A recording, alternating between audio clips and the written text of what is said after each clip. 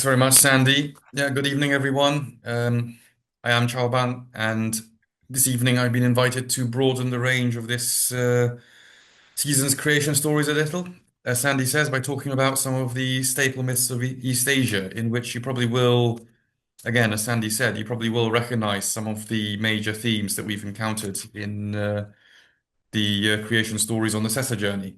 So let's start, I think, by having a few stories from the Chinese creation narrative.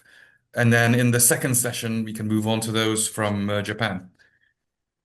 So the first thing, and probably one of the most important things to note about Chinese creation myths is that unlike a lot of the civilizations we've looked at, there is no one single authorized narrative of how the world was formed in the Chinese tradition, nor is there any singular canonical text to which the Chinese look for such an account.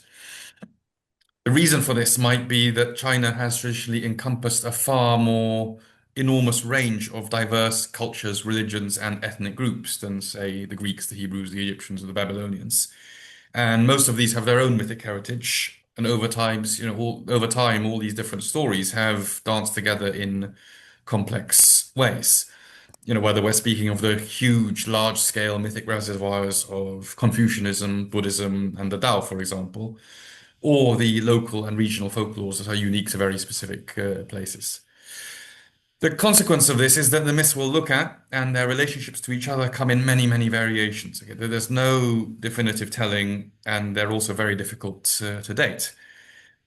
Generally speaking, they exist in written records from the classical period, which is the final few centuries BCE, which in turn most likely derived them from even older oral traditions. And then those writings were themselves further studied and integrated and developed in particular by Han Dynasty scholars, such as Sima Qian, and their successors over the 2 millennia since. So that means nothing I say on this should be taken as the final word. Yeah, I don't claim anything like expertise either. As usual, I'm just a stranger just passing through. But with that made clear, let's have a look at some of these stories. Actually, in fact, before we get onto the stories, let's look at both the simplest and the most possibly profound Chinese statement on cosmic origins of all, perhaps. Any of you familiar with the Tao Te Ching, who've read bits of it, might be familiar with the following lines from verse 25. And here I'm using a translation by a certain Professor Brian Van Nornen. It says, "There is a thing confused yet perfect, which arose before heaven and earth. Still and indistinct, it stands alone and unchanging. It goes everywhere, yet is never at a loss. One can regard it as the mother of heaven and earth. I do not know its proper name. I have given it the style, the way." And it goes on. People model themselves on the earth. The earth models itself on heaven. Heaven models itself on the way. The way models itself on what is natural. Okay, what we appear to have here in this thing called the way, the Tao, is actually a cosmic originating principle of sorts. Something that is there before everything else. So what is it? Well, it's not precisely chaos in the sense that we understand it from, say, the Greeks or the Babylonians, because there's a pattern there. It's a pattern that sets the pattern for all that follows, naturally and spontaneously. Nor is it as in those other myths, some patternless thing that must be thereby broken into shape, whether by will or by force, or both. I mean, you're probably seeing it's actually very difficult to define what it is inherently, because the mysticism of this Tao is such that it's beyond spoken or written language by definition. So let's not try to unpack it now. I mean, goodness knows the Taoist movement, which actually arose only some centuries after the Tao Te Ching, has spent the best part of 20 centuries trying to do so. I wanted to open with it, however, because it's one of the earliest and most far-reaching known Chinese statements on this question of cosmic origin. Yeah. So that's pretty abstract, but let's have some more just sort of concrete stories then. Let's turn to one of the most popular stories of the creation of the world in Chinese mythology. And That's the myth of Pangu, who you see here.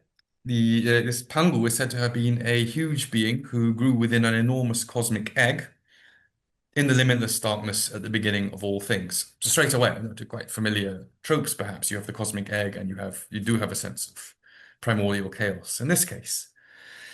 And it's said that over 18,000 years, this chaotic essence stabilized into a perfectly balanced duality, which you might have heard of, the duality between yin and yang. And within this duality, the egg hatched, and from it emerged Pangu, who is usually depicted as a very large man with considerable facial hair, although, not always, and who knows for sure. And as he rose up from this cracked egg, the chaos around him split into two. Specifically, the dark, heavy yin sank to form the earth, and the light yang rose to form the heavens. Now, in some versions of this telling, he actually did this himself. He used a large axe to actually split the two apart. And as he stood up and stretched and pushed the two apart more and more and more each day for another 18,000 years. Different versions talk about different transformations he went through in this time, and in some he's actually helped in this task by various mythic animals. But eventually, as one does after 18,000 years perhaps, Pangu eventually grew old and died. And by the time this happened, it says that the earth and the heavens were stable enough to stay apart without him actually supporting them. And after he collapsed, his body came apart, with his eyes becoming the sun and the moon, his hair and beard becoming the stars, his limbs becoming the four directions, his blood the rivers, his muscles and veins the roads and the paths. Even his teeth and bone marrow are said to have become stone and jade and other precious minerals of that sort. So there you have another case of, creation through dismemberment. And in that way, the world and everything in it can be said to contain something of Pangu's primordial essence. And after that, we come to the period of the three sovereigns and five emperors, which is a very important period in Chinese sort of mythic history. And on the matter of creation, we should consider the three sovereigns in particular. Just again, where did it go?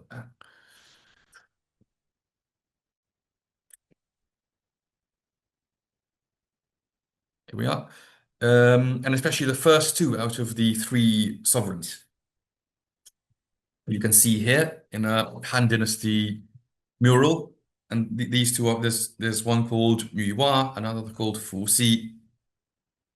And again, there's many accounts of where these two came from, some of which link their story to the state of the world after Pangu, others of which are completely separate from him. I mean, I think that this is actually seen in written records as an older story by several hundred years. And sometimes Nuwa and Fuxi are taken together. Sometimes one follows the other. Usually Fuxi follows Nuwa. They're often depicted, as you can see, with these sort of serpentine, sort of naga-like bodies. And they're generally considered both husband and wife and brother and sister, which, was okay because they were the only sapient beings in the world at that point. So, not much choice. Now, of these two, the creation of the humans is attributed to Nuwa. You can see here holding a set of compasses. And it's said that, she was wandering alone in this early stage of the world and she started to grow lonely. So what she did was she scooped some clay from the riverbank, she added water and shaped it in her hands to look something like herself, only with legs instead of a tail, which might have been inspired by, the monkeys in the forest. And she breathed life into this figurine and watched it run away happily. And, the sight of that pleased her, so she set about creating more and ended up creating a whole load of these first humans. And then in order to make even more still, she put together a sort of rattan net, and she could wave that around, so they come out through the gaps in the net, and she could make lots at once. Now, in some tellings, the original handmade ones actually look down their noses at these mass-produced ones. They felt superior because you actually touched them, and there you have the origins of a class system. So all this, she found this all very joyful, but she also realized that eventually these figurines would deteriorate and die, mortality. So what did she do? She created a set of reed pipes, and through the music of these pipes, she drove them into a sort of erotic excitement, and through that, reproductive capacity. Later on, especially in the Confucian tradition, these would, which is obsessed with like rigid family structures and obligations, such. This would be framed in terms of marriage ritual and other sort of family organization things, and referred to in terms of trying to justify those. For our current purposes, though, maybe it's worth thinking back to Gilgamesh's trouble with realizing his mortality and a possible resolution he came to about how, though we die in one sense, we live on in another through those who succeed us. As well as creating humans in this way, Nuwa is also famed for how she repaired the heavens. So yeah, the heavens got broken. Accounts vary on what damaged them in the first place. Some say there was a big fight between the gods of fire and water. Others say there was a rebellious chieftain who Nuwa defeated, and he was so angry at this, he banged his head on the bamboo pillar that held up the heavens, and so the vault cracked. And in any case, you've got lava, floodwaters pouring through the breach, laying waste to the world, and clearly that wouldn't do. So Nuwa gathered colorful stones from the riverbed and smelted them into a sort of glue. And with that, she just sort of taped over the cracks and repaired the vault of heaven. Some say it's because of the different colored stones that this paste was made from that we get rainbows. Then you have Fusi, and his contribution was to teach these humans how to hunt, how to fish, and he also studied the patterns of nature, which he documented into the 8 trigrams, the Bagua, which are said to encompass all aspects of everything that exists. And that's a recurring trope in sort of Chinese sort of folklore and mythology, and East Asian more generally. You see it in Korea as well, for example. Notice here, for his part, he's holding a carpenter's square. And that knowledge that he accumulated was later developed into the famous Book of Changes, the I Ching. And since it also involved much observation of the movements of the sun, the moon, the stars, and the seasons, it also provided a basis for Chinese astronomy and the calendar system. So, these two generally seen as quite divine beings. But then you have the third in this triad of the 3 sovereigns, and this last of them was also the first to be born to a human mother, albeit in supernatural circumstances involving thunder, dragons. It becomes a common theme in subsequent Chinese hero myths. And this individual was Shen whose name literally means the divine farmer, though he's sometimes also known as the Flame Emperor. In the great food insecurity that these early humans faced, it's said to have been Shen who discovered how to plant crops and to domesticate animals, and so encouraged his people to do so. He developed wide-ranging agricultural technologies and techniques, also studied plants extensively, cataloging their properties and their effects on human bodies for posterity, and experimenting on his own body with them tirelessly in order to do so. Shenlong is therefore seen not only as exemplary of the transition from hunter-gatherers to agricultural society, but also as a pioneer of herbology, medicine, the practice of drinking tea, all, of course, staples in Chinese culture to this day. And in some tellings, he actually eventually died from poisoning as well because of all the plant material with which he was experimenting on himself. So if you take these 3 together, you see there's a certain this-worldly concern in how their stories are told. These weren't sort of Yahweh types. They didn't gift or dictate things from on high as if by some inscrutable divine authority or flashy magic. You have Pangu separating heaven and earth physically, but conceptually in Chinese culture, heaven and earth, as we call them sort of imperfectly here, are actually quite inseparable. They share the same fundamental patterns, the same operating principles. You get this later on sort of with Confucianism as well, with the idea of sort of the heavenly bureaucracy as a mirror for government on earth. Heaven is people sitting at desks, hell as well for that matter. It's not always clear where one ends and the other begins. So you have the 3 sovereigns are deified, and they're seen as gods, but they're also at the same time cast as this worldly leader figures. Perhaps a good analogy is actually the Tuhade Danan in Irish tradition, the more sort of demigod kind of figures, only in the Chinese case described with a little more reverence, not so much in the way of, bodily fluids and stuff. And they're characterized in these stories less as magicians, more as engineers and scholars who rigorously studied the Chinese natural environment and thereby laid the basis for long-lasting systems of knowledge and cultural practice. This is the pattern that would follow through the reign of the five emperors. Remember, you have the three sovereigns and the five emperors.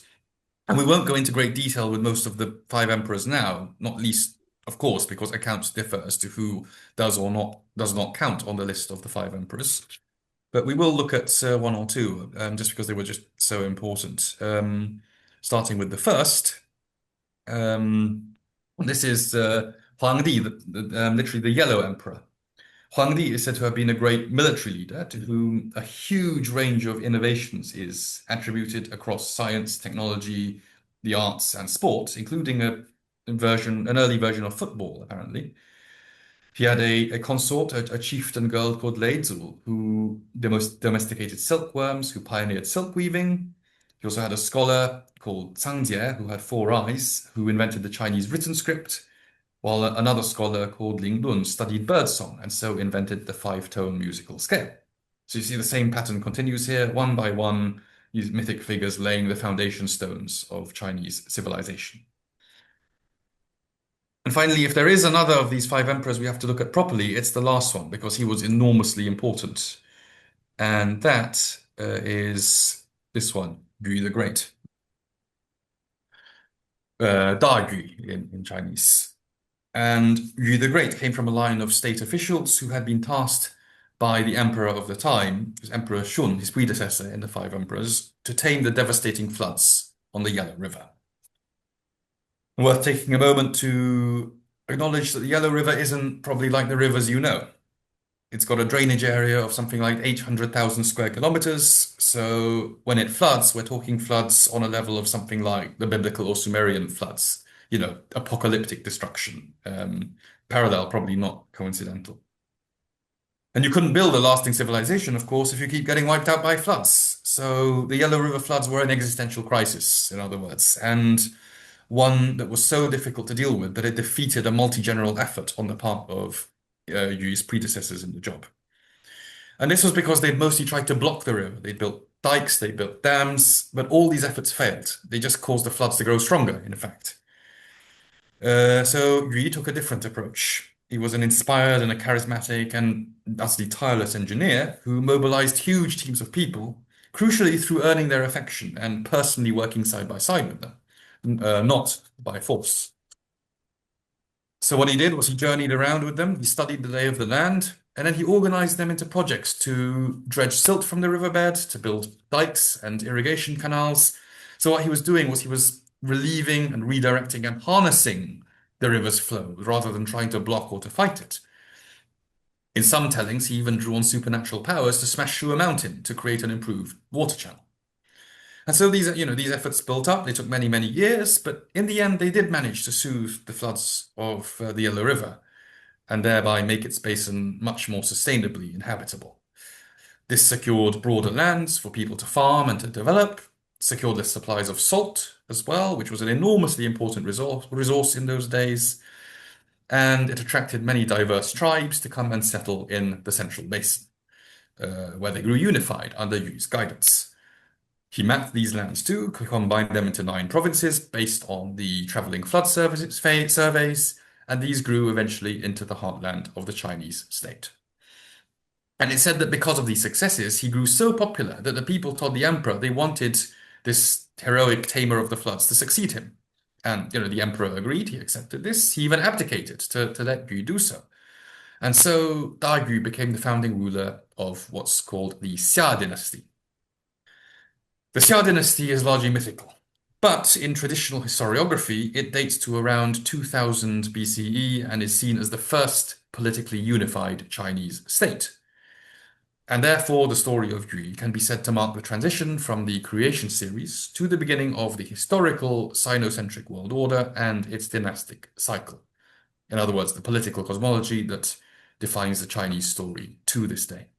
Actually, I actually did another talk on that. The video might still be on the website somewhere. Ask Sandy if you'd like to see it. And some of you might think by this point, we're talking about China. Maybe it's dodgy, brutal repression, Uyghur genocide, Hong Kong. If so, hold that thought. Yes, because there is a darker side to some tellings of Yu's story, for example. Although that perhaps is a matter for another day. watch the other video, okay? But for now, that's where we'll finish this overview here on this bridge between Chinese creation mythology and what we might call mythic history. So to sum up, what can we say about the Chinese origin of the world in the context of some of what we've looked at this season? Certainly, Chinese accounts are a lot more diverse and fluid than some of these other cultures. They often even comfortably contradict themselves and each other. There's no singular correct version. There's no jealous gods who'll bristle their facial hair at you if you tell the stories differently, for example. It's also probably noticeable how much more explicitly the Chinese stories set out the basis of the cultural and even the political arrangements of their society. So not just creating humans, but what those humans sort of did with themselves.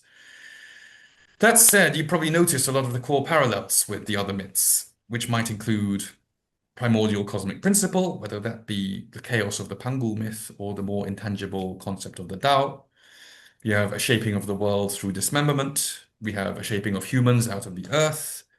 Various, arguably problematic gender attributions and relationship structures implied. We have a defining question or problem of mortality. And of course, we have the immense significance of water and great floods.